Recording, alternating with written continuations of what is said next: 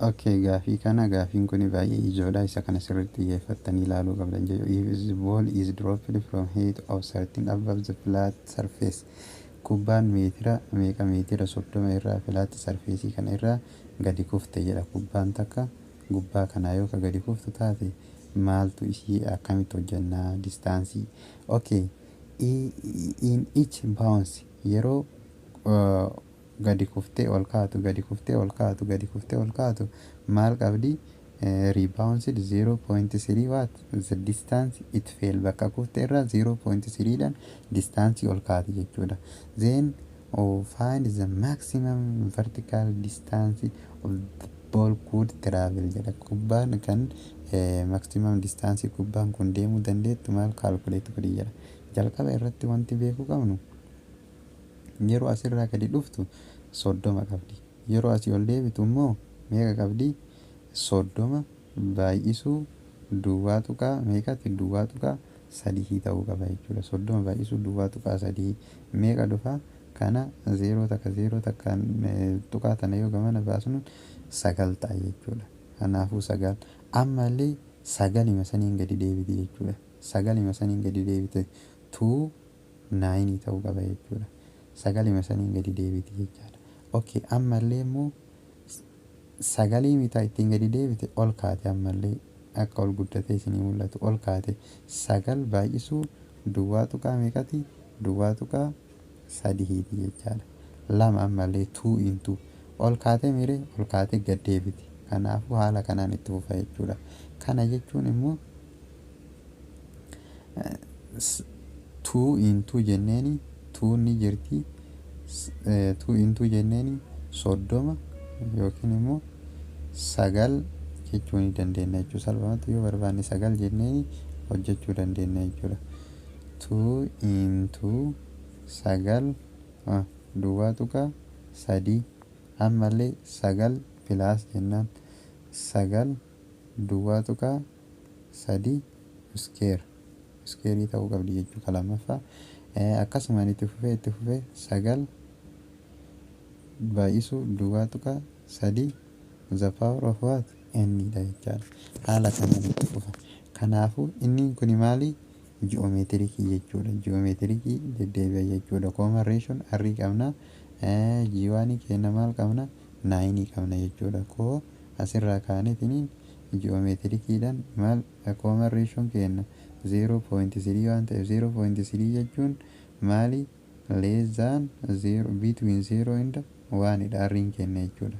0 fi 1 gidduu waan jiruuf kanaafuu geometric sequence keessayyuu G1 over 1 minus arrii kanaan hojjanna jechuudha.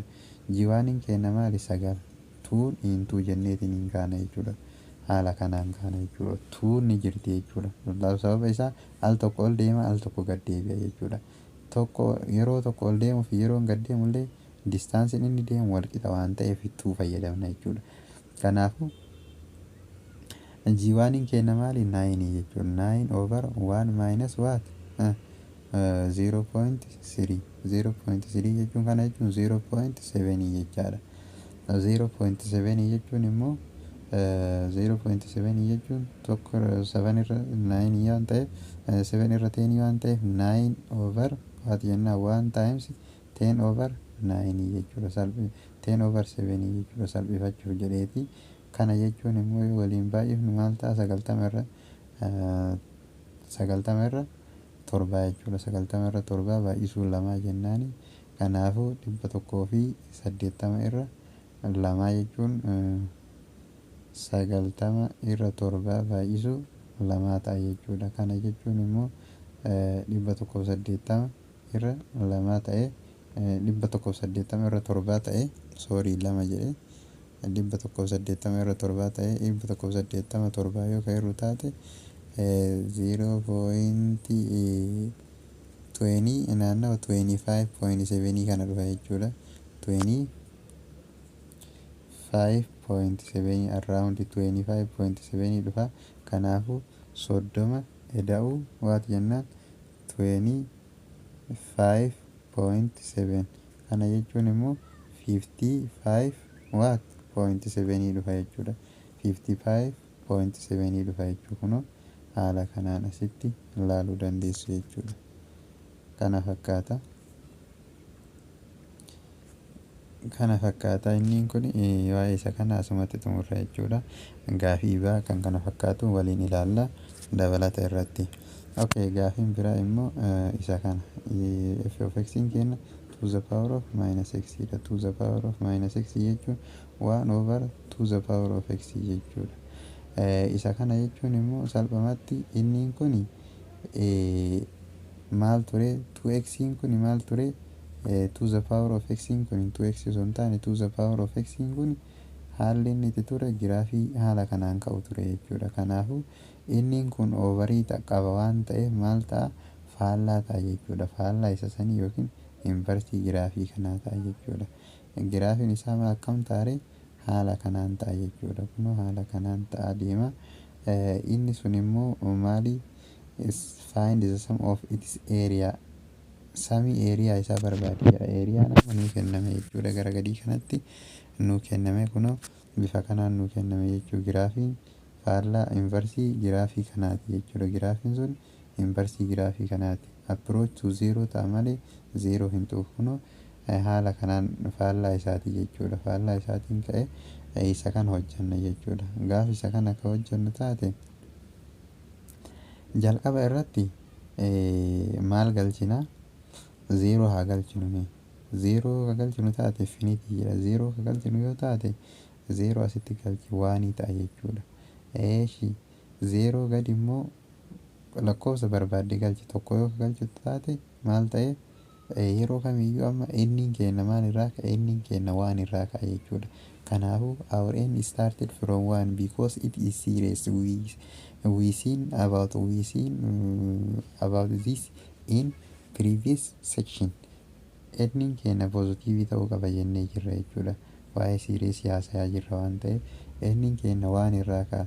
To the power of 1 jechuun minus 1 jechuun immoo maal ta'e 1 over 2 ta'e jechuudha. 1 over 2 jechuun duwwaa tuqaa 5 xiqqaan isaa jechuudha.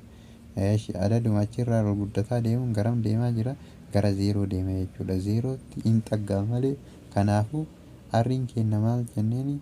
Arriin kenna between 0 and 1 waan ta'eef salphumatti geometirikii jecha inni illee geometirikii waan ta'eef arriin kenna 0 fi 1 gidduu jira jechuudha. 0.5 dha. Adaduma dabalaa deemuun 0.5 dabalaa deema jechuudha. Kanaafuu 2 osoo galchinu taate 0.25 ta'a. Osoo immoo 3 galchinu taate to the power of minus 3 galchinu taate jechuun 0. Kana jechuun 1 over 8 jechuudha. 1 over 8 jechuun 0.125 dha jechuudha. Kun kan hundi yoo walii hirru taate 0.5 ma dhufa jechuudha. Maali reeshoon isaa 0.5 sila dhufuuf kanaafuu 0.5 over 1 minus 0.5 jechuun 0.5 tokkorraa gimmaasha yoo hir'isne gimmaashuma. Kanaafuu deebiin faayinaal aanseriin kenna maal ta'a? Waanii ta'a jechuudha. Haala kanaan irraa gaditti deema kana fakkaata.